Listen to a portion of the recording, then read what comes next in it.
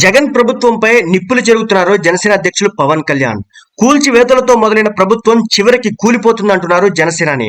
నేను మొదటి నుంచి ఇదే చెబుతున్నానని పవన్ గుర్తు చేశారు.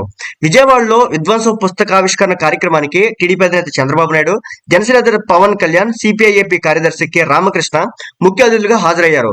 సీనియర్ జర్నలిస్ట్ అలపాటి సురేష్ కుమార్ రచించిన విధ్వంసం పుస్తకాన్ని వారు ఆవిష్కరించారు. ఆ తర్వాత పవన్ కళ్యాణ్ మాట్లాడడం జరిగింది. మాట్లాడుతూ పవన్ కళ్యాణ్ ఎందుకు ప్రతిపక్షాలని ఒక్కటవ్వాలి, ఓటు ఎందుకు చెల్లకూడదు, విభజించబడ్డ ఉమ్మడి ఆంధ్ర రాష్ట్రంలోకి అన్ని రాజకీయ పక్షాలు కలిసి ప్రజల పక్షాన్ని నిలవాల్సిన సమయం ఆసన్నమైందని చెప్పడానికి, అర్థం చేసుకోవడానికి అలపాటి సురేష్ రచించిన విధ్వంసం పుస్తకం ఉపయోగపడుతుందని, ఎలాంటి భావోద్వేగాలకు లోను కాకుండా ఎవరి పక్షాన్ని నిలవకుండా ఒక నిజమైన జర్నలిస్టు రిపోర్ట్ చేస్తే ఎలా ఉంటుందో ఈ విధ్వంసం పుస్తకాన్ని అలపాటి సురేష్ అంత గొప్పగా రాశారని, ఒక నిజమైన జర్నలిస్ట్ ఎలా రాస్తే సమాజానికి ఉపయోగపడుతుందో అంత గొప్పగా రాశారని, ప్రజాస్వామ్య విలువలను ఈ ప్రభుత్వం తాకట్టు పెట్టిందని, కూల్చివేతలతో మొదలైనటువంటి ప్రభుత్వం కూలిపోతుందని మొదటి నుంచి నేను ఇదే చెబుతున్నాను. వైసీపీ వ్యతిరేక ఓటును చీలనివ్వనని నేను పదే పదే చెబుతున్నాను.